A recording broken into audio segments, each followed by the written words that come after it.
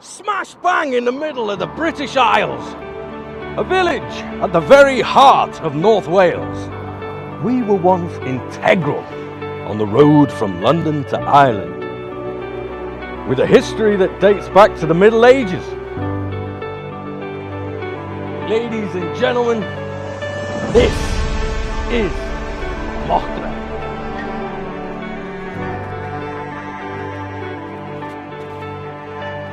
A place of work and a place of play.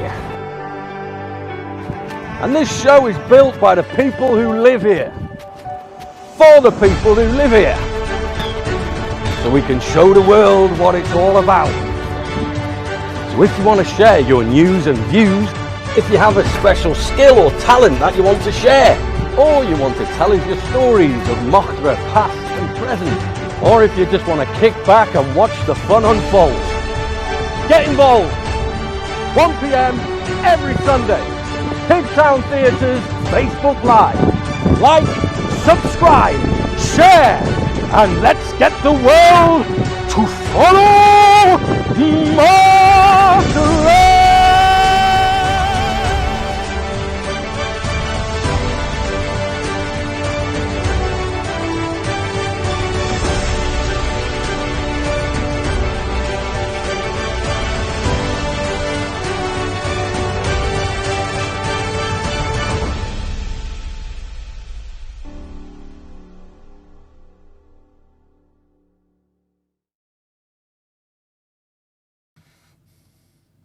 Prynawn da, good afternoon, croeso I, and welcome once again to Follow Mochtra with me, your host, Simon HR. Well, another strange week as far as lockdown goes. Lots of different information given to lots of different places all around the country. Again, we must be safe, we must be vigilant, and we must keep our social distance. I hope you're all well. We've had a good week here at Pigtown. And the sun's been out, so it's been a cracking week for everyone. I do hope you're well and safe. Coming up in the programme, some of the old favourites, of course, and some of the new favourites. We've also got, at the end of the programme, the wonderful Sarah Holm, who is the practice manager and owner of Mochtra Vets. What a wonderful lady. I got to talk to her recently, and do stay tuned for that. It's fascinating what she's actually got to say. Enjoy the show. The sun's shining. I hope you've had a good one.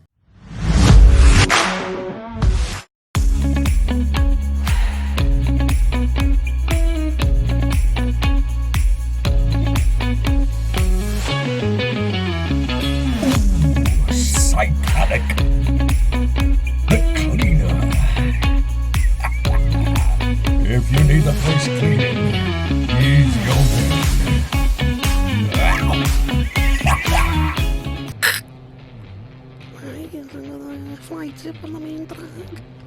I copy that.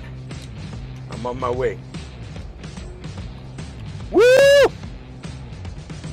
Damn! Oh! I have eyes on it. I have eyes on it. What name? Oh my goodness. I got it. I have eyes on it. Look at this. I can't believe it. I mean, come on. This really grinds my gears. Look at this. What is this? Look at this beautiful lane. Huh? The way into Mochtra. Look at this. What is this? Huh? Why would you do this? Are you insane? What is it? Why do people do this? I really don't understand. Look, everywhere. Stuff. Stuff everywhere. Pick it up, or I'll pick you up.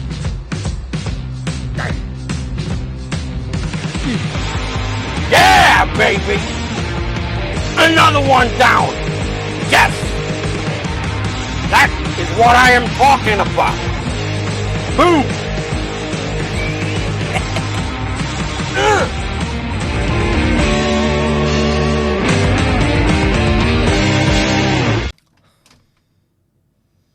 You see, the guy's never going to be happy until we stop fly tipping. Come on. Anyway, moving on to greater things. We have a good friend of the show, Emma Roberts, is coming up now to tell us a little bit about her training. It's going well, and do feel free to look into our comments below and all the posts on Facebook and her giving page, because she's doing a fantastic job on behalf of 2 different charities, which you can find in the link below. So, here's Emma.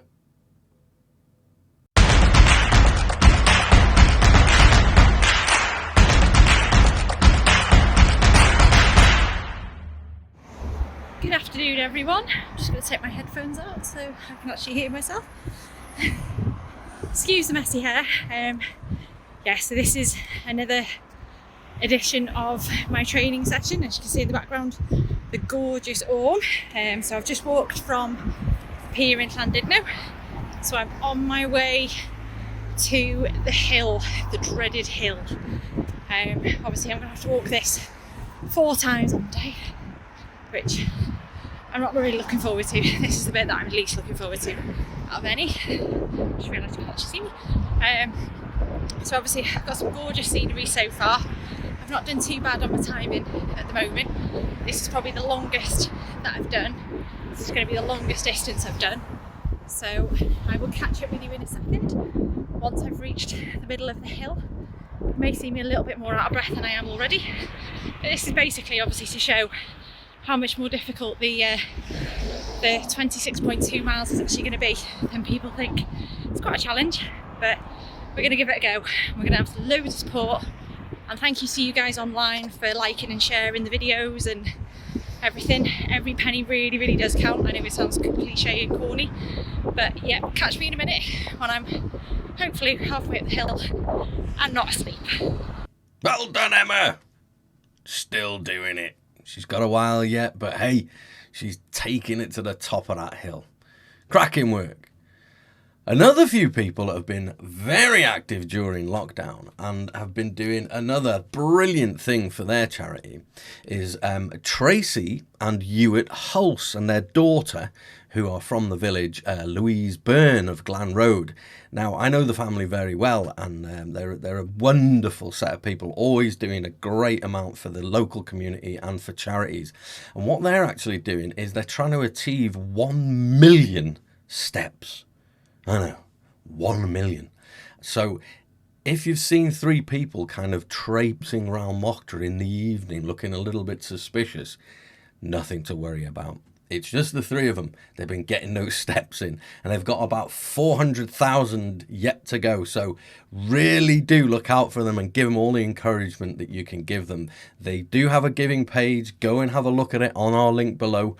All the best to them. They're doing absolutely brilliant work, and we're going to be following them and see how they're getting on in the next few weeks. So well done to them.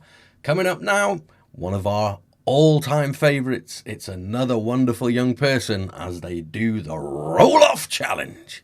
Ha ha!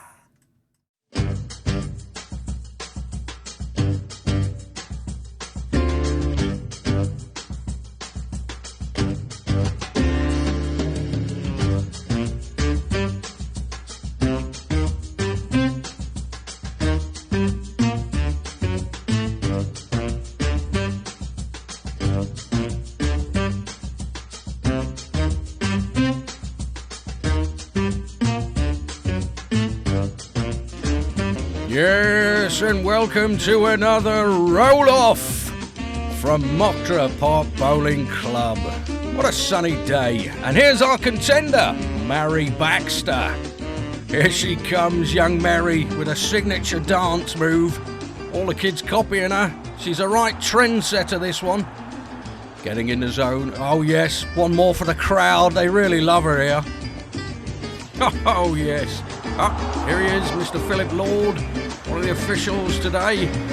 He's done a remarkable work for this sport over the years. Mary's setting herself. Here she goes. Yep, sort the hair out, Mary. There we go. Oh, it looks good. Is it good? Oh, it's not too bad.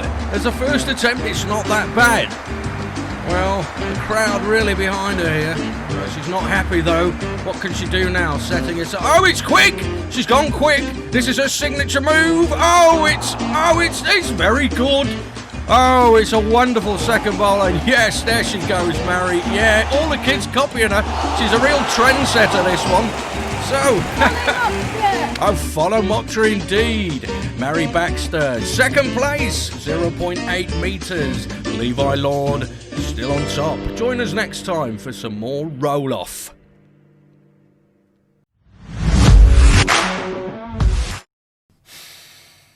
Mary Baxter there with a cracking bit of roll-off. Well done, Mary. Coming up now, we take a little peek into the Conway River Festival, which did go on this year. In spite of everything going on, they did manage to get some boats on the water, and well done to all the organisers there. Couple of local lads from Mochtra, Keith Monroe and Andy Roberts. They're going to set to the high seas in Talaris. Did they win or no? Let's find out. War! It's a Mochtra thing. Me hearties.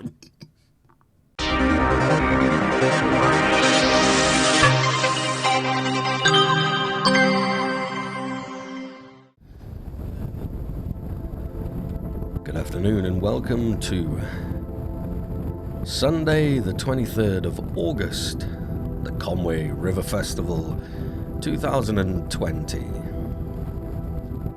We're on board Talaris. She's a Beneteau 345, 34.5 feet in length, and now owned by Dave Parkman. We can see here Keith Monroe at helm, Andy Roberts on the main sail.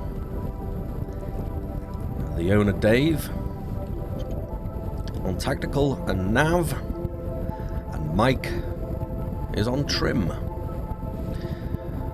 Normally this boat sails with a crew of 6 on board, but today, obviously due to restrictions through the COVID outbreak, we are down to 4.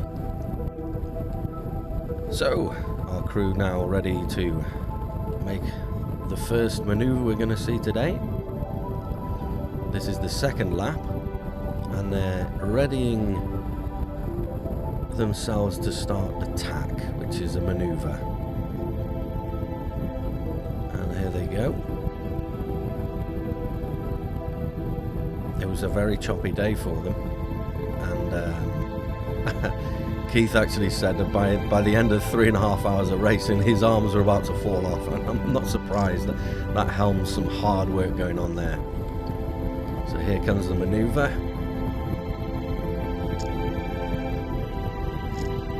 They're in the lead at this stage as well.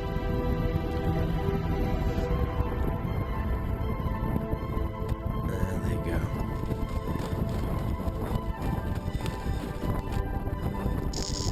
And they're heading upwind of the mark now.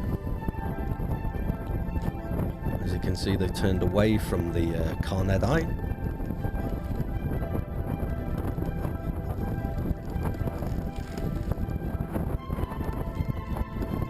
Strength involved, obviously. A lot of bounce as well.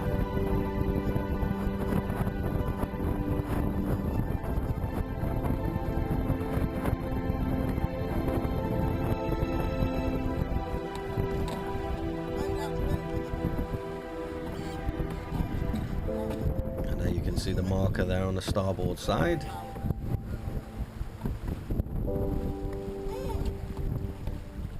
And the Great Orm's Head just coming into view now. What a wonderful sight.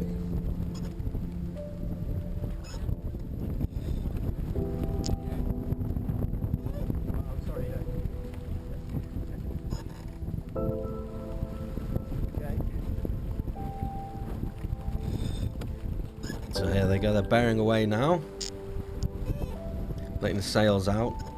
And they're downwind to the downwind mark.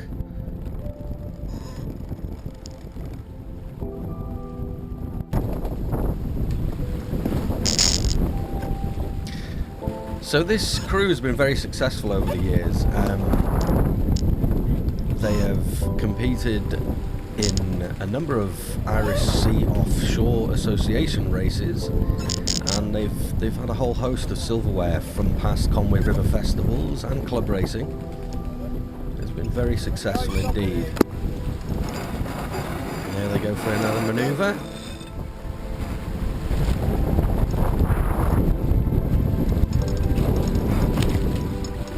And they're jibbing round now. As you can see, they're heading back towards the estuary in Conway. Very windy today.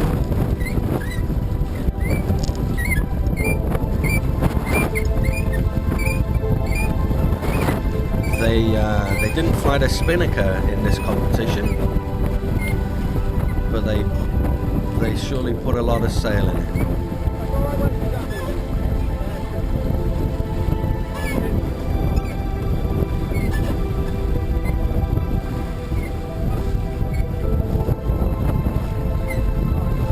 Back towards the finish line now.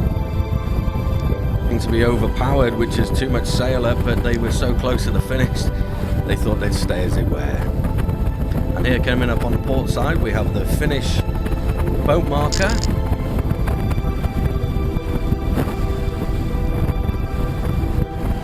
This has been a very successful crew, as I said.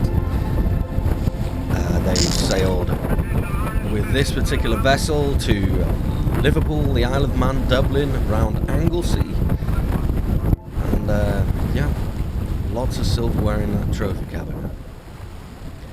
So today's race officer was David Rowlands, wind speed 15 to 25 knots southwest. Congratulations all round. For the prize giving for the Sunday evening, for the Sunday racing rather. Obviously, this is all the racing we got in this weekend, but it was good that we got out. It was good that we held a river festival because you know, I think we were all keen to have an event this year, and certainly Matt was keen for us to have the event. I'd like to really start by thanking our sponsors. Obviously Boat Folk, very generous sponsorship, and also the council as well. We didn't pursue people heavily for sponsorship this year, so it was very nice that the marina were able to offer that. So yeah, moving on to other thanks. I mean, obviously, thank you to all the competitors for making the effort to get out, and I'm sorry that we had to restrict you in terms of crew numbers. And then, as Barry says, there was the issue where it was one household, and then suddenly in the last few days it wasn't. But as an organising committee, we had all sorts of issues and last-minute meetings when things changed. So that's why sailing instructions came out so late. So anyway, in terms of the results, I don't think it was that hard for you to work out the results. But first of all, Class 1. In first place for Class 1 was Talaris by Dave Parkman. Well done, Dave. And second.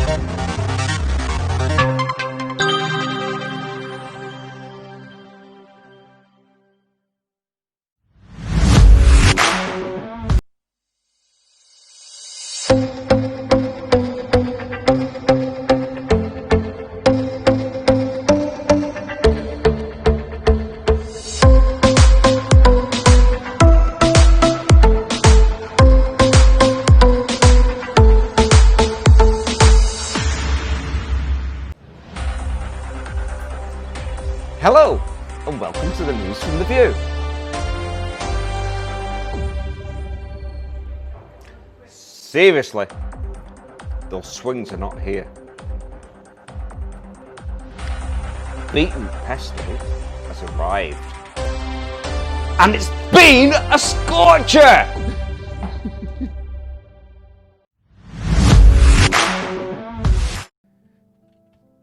Hey guys, how's it going? It's Pigtown Man here again from Mocktra Minecraft. I hope you're all cool. Look at what's behind me. That's right. It's Babanot School, the little infant school down in Mocktra. Isn't that cool? Huh? Yeah, we built this thing with the help of Mimi Pangor. And every week we adding to more and more to it. Look at this. Isn't this cool? If you know the little school, you'll know this is just like it. Look at this. Woohoo! Look, here's a little nursery. We go in here. Hello. We get in here. Oh, looking less. All the little tables and chairs, and there's a little bed for them to sleep. The little ones in there. We can go out the back to our little play area out here. Nothing's built at the back here, but there we go. There's the little play bit where you do the sports day and all that stuff. Isn't it cool? Yeah, and we got the hall. We go down into the new part of the school down here. We got all the hooks and the pegs. Look at that. The little corridor for where they hang up the clothes. And then you've got the main hall with the kitchen here. Isn't that cool?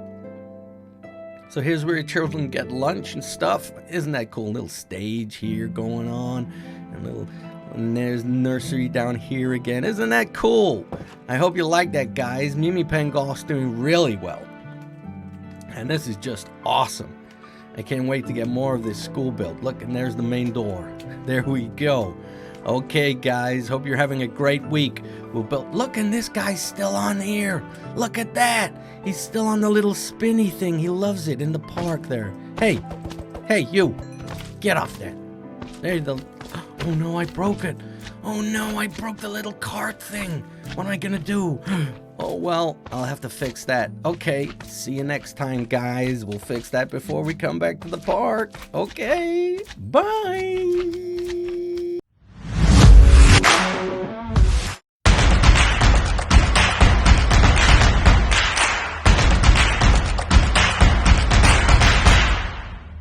Hi guys, well, part 2 of the update. I'm on the steepest bit now, so I can see Premier Inn to my right. I'm on Penryside Hill. Just had a lovely phone call off my husband to ask how everything's getting on, which is lovely. Bit of a boost, which is nice. So I think as you can probably hear, my breathing's gone a little bit different, but that's where I've come from. So that's a nice feeling. I've done quite a bit of it. So I just keep thinking to myself, it's all going to be worth it. It's all going to be worth it. It's really tiring, and this is only lap 1. So we're going to have some fun on the day. So that was update 2 of the day. I will update you back when I'm back in Mocktra. Bye! Well done once again, Emma. There she goes up Penryside. Very hard indeed. I've done it myself many times. So, cracking on. We're drawing into the end of another show, but not quite yet. Let's go and see what Mr. Ben Digedig has to say. He went down to a brand new business in Network House on Conway Road called Anne's Kitchen. Ooh, some great fare. Show them some love. They're brand new. Get involved. Hello, croeso and welcome to another bendigedig.com with me, your host, Ben Digedig. Today's Taste of Mocktra comes from Anne's Kitchen. Woohoo! Look at that. Brand new business down in Network House on Conway Road, Mocktra. I tell you what. Ooh, look at that. Prime black pudding for you there, you see. Ew. Well, just set up the business recently and they're doing a fine job.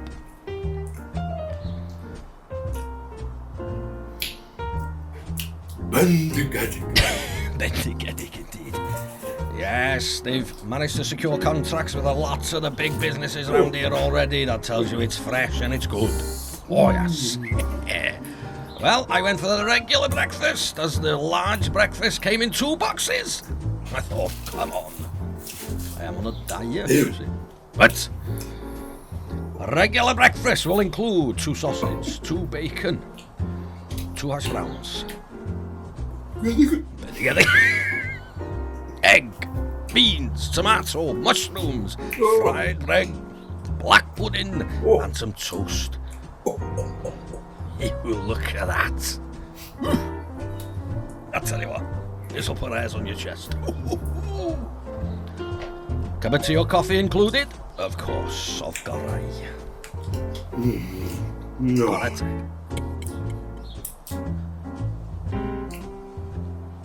Ben Digedig. Absolutely Ben Digedig.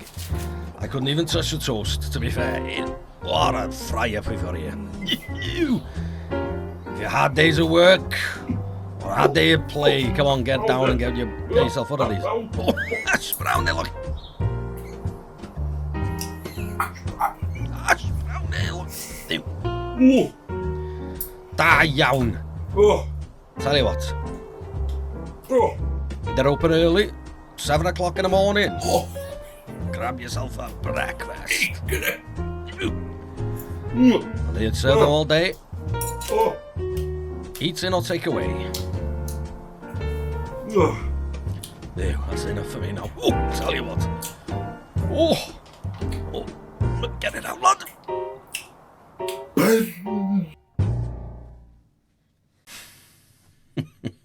He's always happy, and why not? Some cracking food. Get down there and show him some love. They're a brand new business. We need to get behind them. Well, that's nearly all for this week, folks.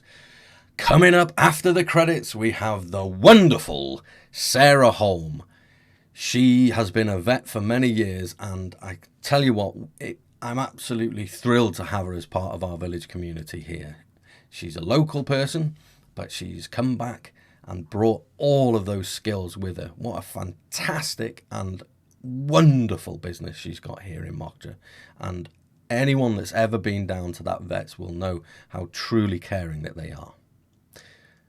So watch her. All I can say is have a good week ahead. Stay safe. Do like, do share. Tell everyone to follow Mocktra. Here is our friend again to sing us in, Mr. Pabole. Out in the street, out in the playground, in the dark side of town. We gonna down to 11th Avenue, maybe from the Maya. We gonna down to 11th Avenue, maybe from the Maya.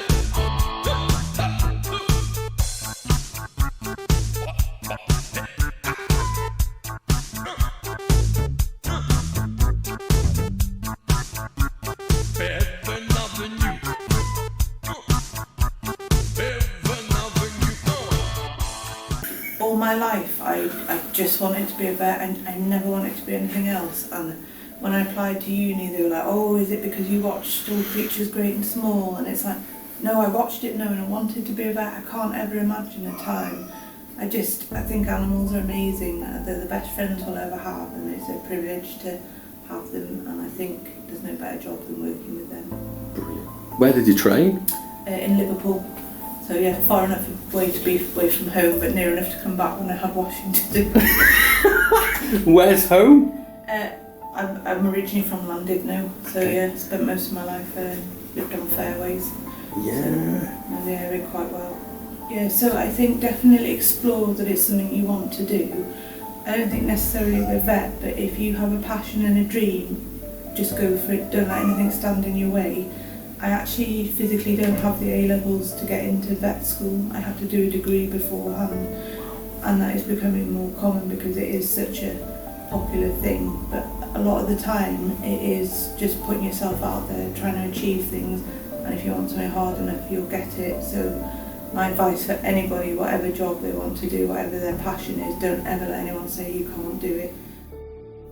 These times now as well, I know people are not getting the grades they want, but genuinely people don't know how many exams I passed, how many exams I failed. They just see this building and see it, successfully, and the journey to get there hasn't been easy, but it's been worth it. So, if you want to be a better doctor, bin man, just do it if that's what you want.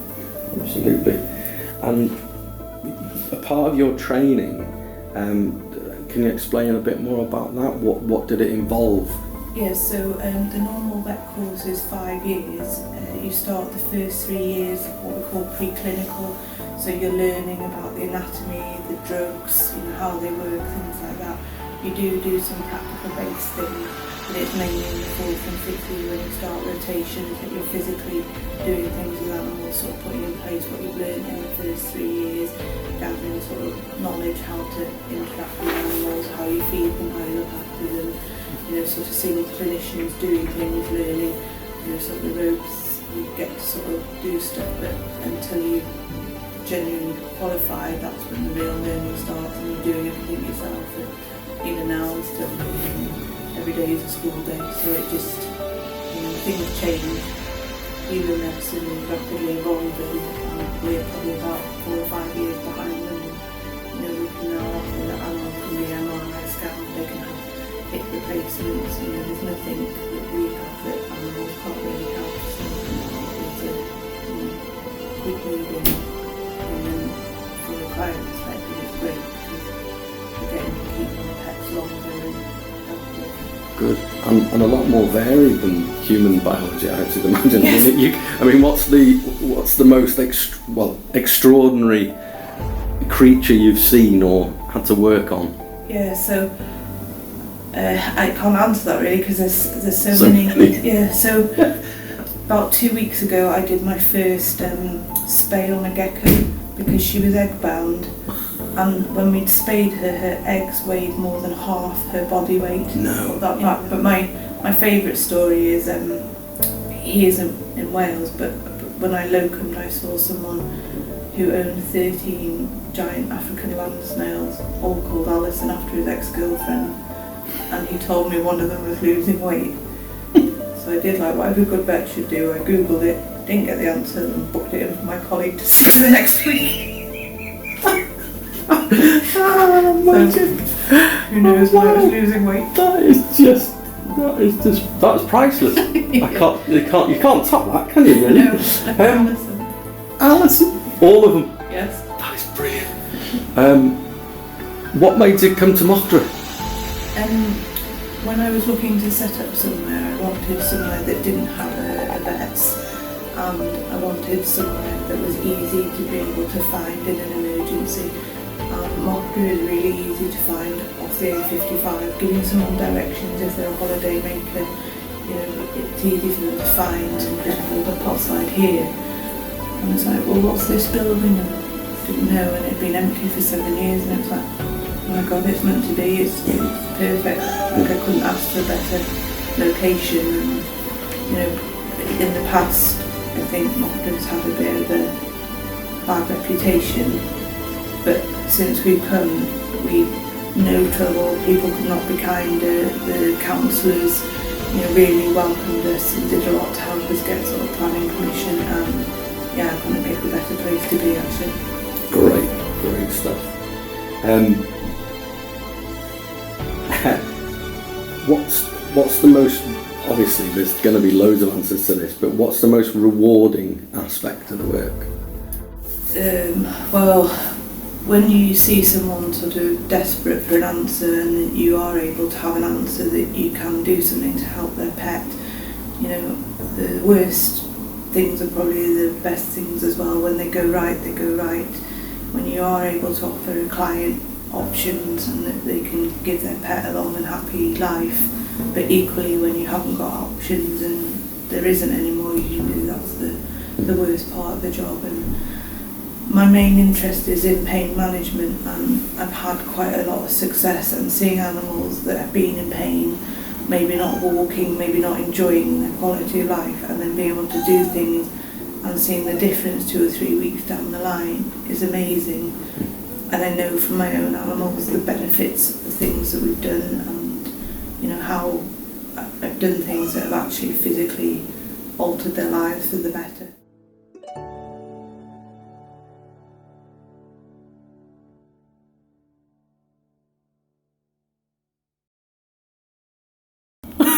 Yeah, then I go. Did you see Clive? See Clive? Yeah. Oh, bless And him. then because he's advertised on our website as our practice manager, Yeah. he does get phone calls and emails. Oh, that is brilliant. Yes. So That like is when class. someone's really dull and wanting to try and sell us electricity or change our energy supplies, they're like, oh, can I speak to Mr. Clive? No, he's busy at the moment. What's he doing? I think he's licking his bottom or chicken.